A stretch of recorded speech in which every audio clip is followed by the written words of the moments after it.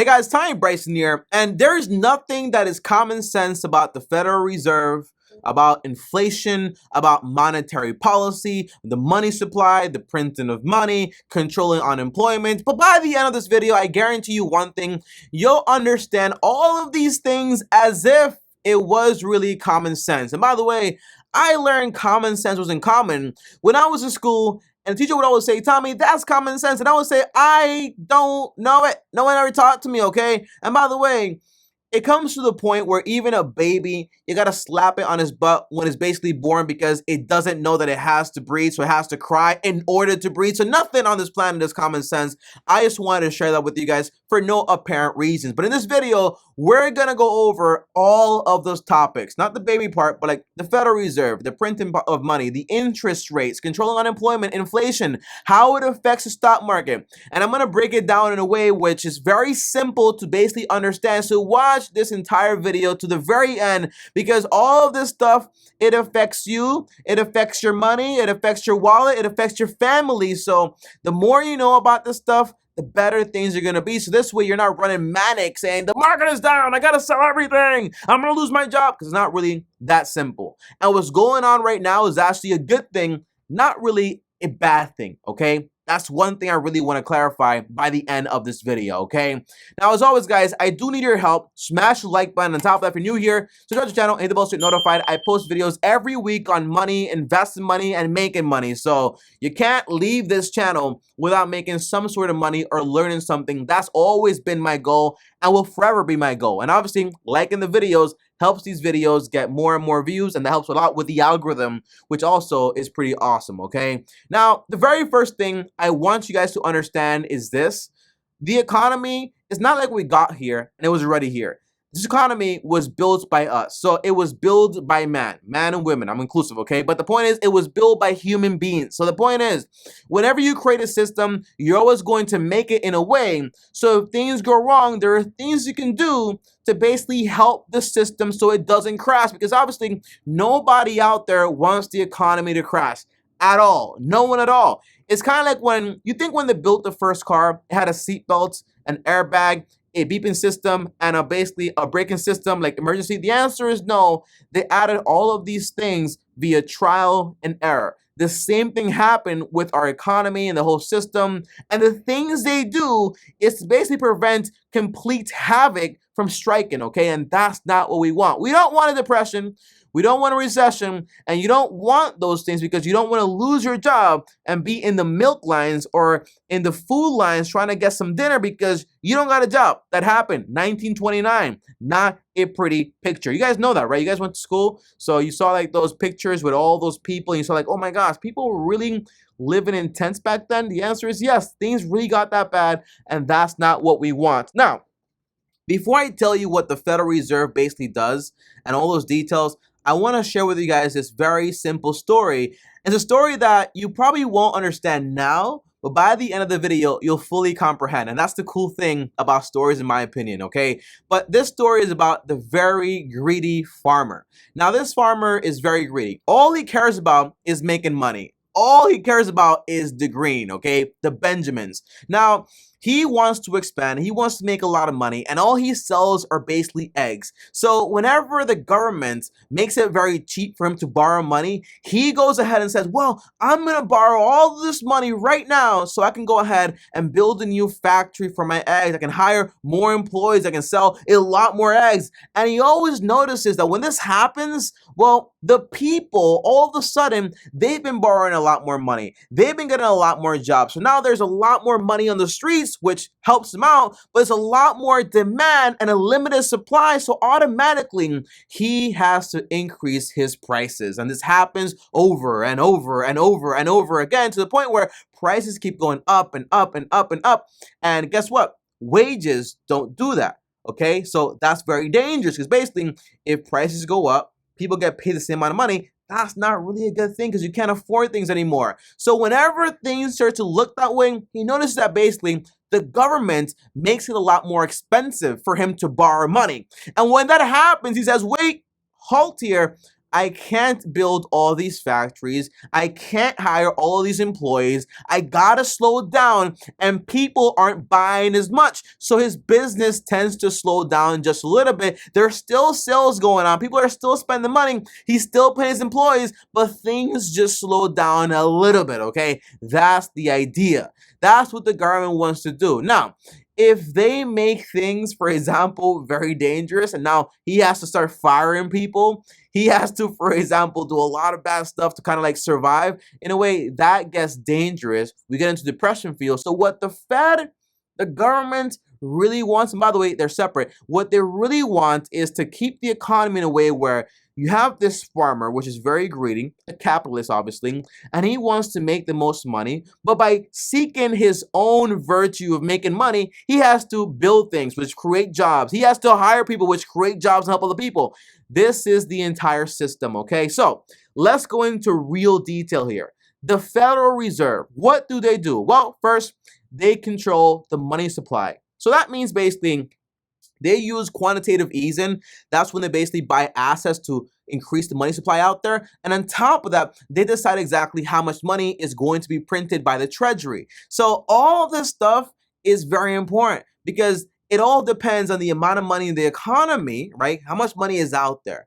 What is this money going to be used for? Obviously, to buy stuff, okay? That's usually the idea. So it speeds up the economy. On top of that, the main two goals that they have is not about, we want to make everything. No, they have two main goals. And that's to basically, first, they want to make employment viable, meaning they want to make sure people have jobs. Because if people have jobs, they have money, they have homes, people are okay, and that's awesome, keeps the economy going. And second, they also want to control inflation.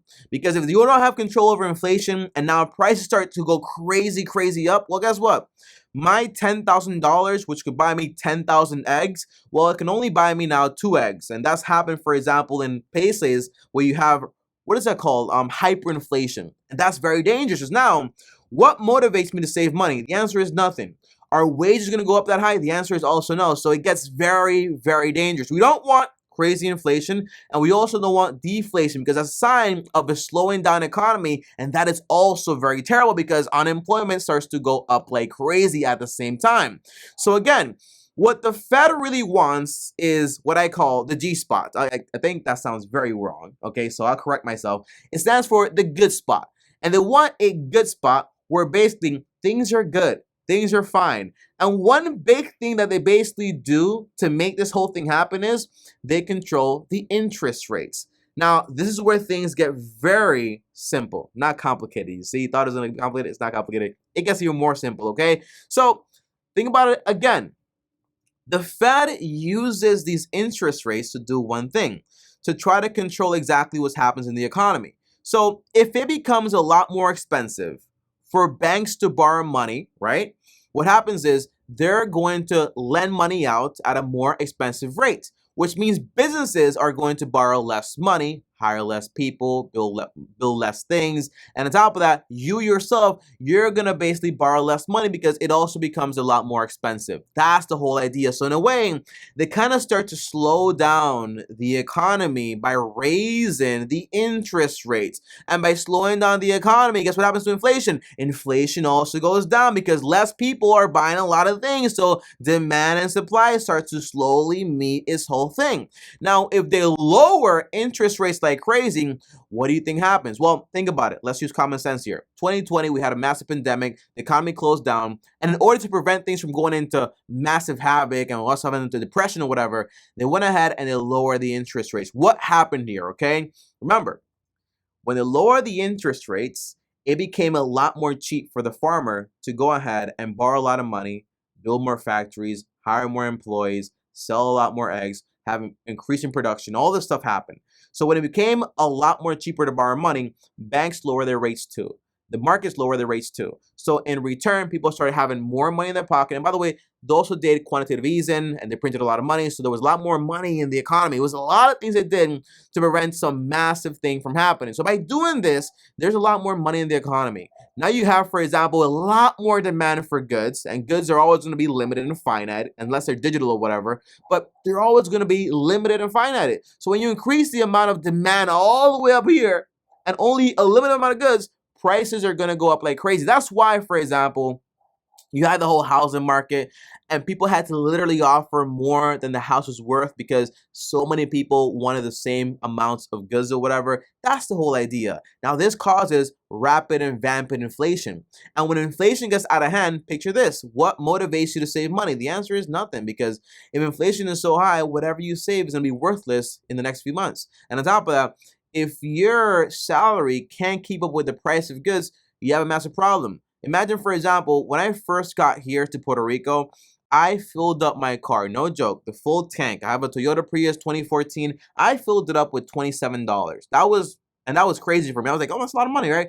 Today, I'm putting in like $40, $45 to fill it up, because again, that's also part of inflation, because things get a lot more expensive and the buying power of my money also basically loses value.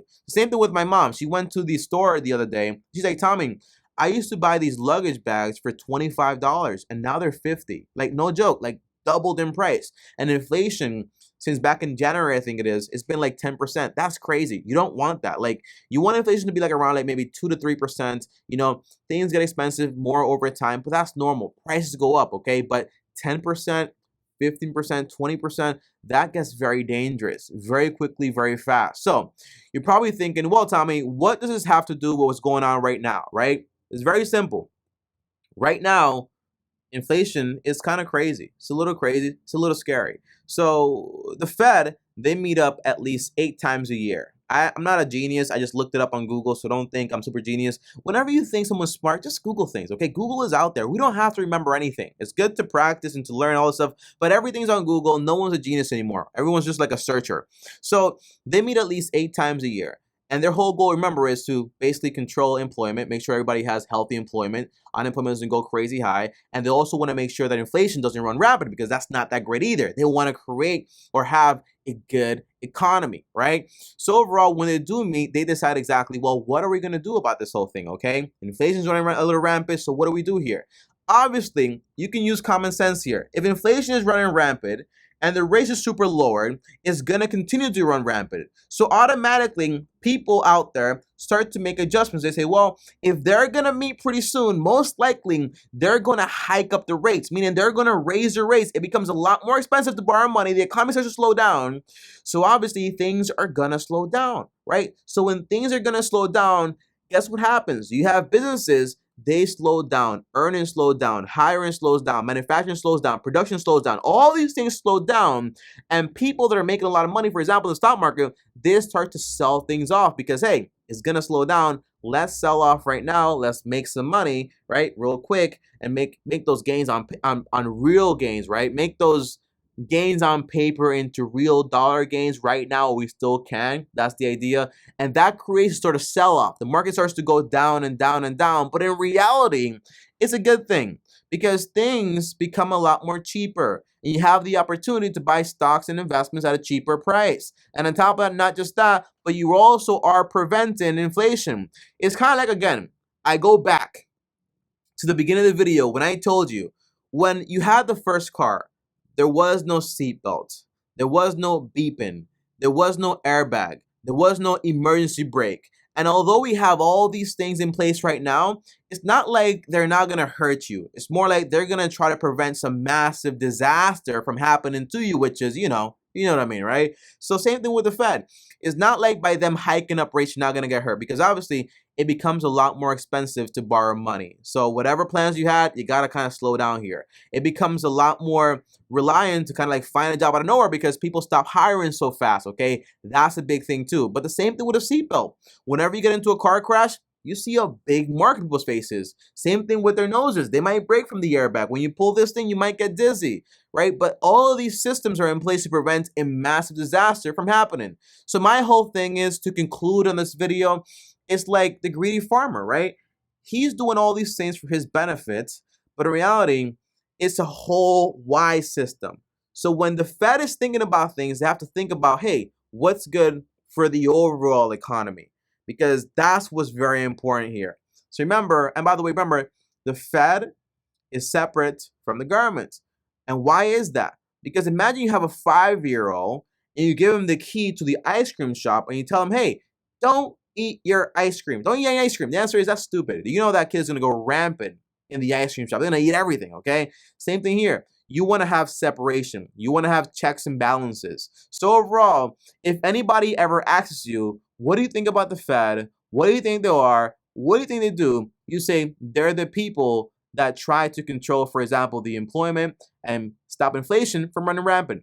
It really is that simple. Or in even simpler words, they try to keep the economy healthy. That's it.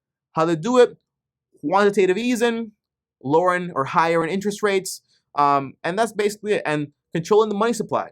It sounds very simplistic. Obviously, it's a lot more complicated than that, but that's really the simple part about it. And always remember the greedy farmer, because that's what really all of us are here in America, right? When you really think about it from that point of view, it's like we're really all in disguise, just Mr. Krabs, okay? But guys, again, thanks for watching this video. I hope it really helped you, and I hope you really understand exactly how this stuff works, and I hope you understand that, hey, all these things are just like, it's a man-made system, and the man is going to try, for example, to make sure things don't go that crazy and run that rampant. And when I say man, I just say man, but you know I'm very inclusive. I'm all about inclusive stuff, okay? But guys, thanks for watching this video. As always, like this video, subscribe to the channel, hit the bell to get notified, comment down below if you have any questions. And if you do leave a comment, comment down below Fed, or no, I have a better one. Comment down below farmer, and then your comment, because one thing about these videos is they tend to do very well because you guys like them, but I get a lot of like fake comments. So the only way I know it's actually you commenting is if you comment, for example, farmer, I know that you're a real person because you watched to this point, and then your comment, and that way I know. Just comment down below farmer too, so I know you watched until up to this point, and that is awesome. I appreciate it a lot. And as always, follow me on Instagram at TommyBryson. Up here is another video. This video right here is going to be about investing, so if you're interested in that, watch that video. Basic stuff, but makes you rich. And on top here are my other channels. Subscribe to the channels. Thanks for watching. As always, long-term team, boring squad, officially out.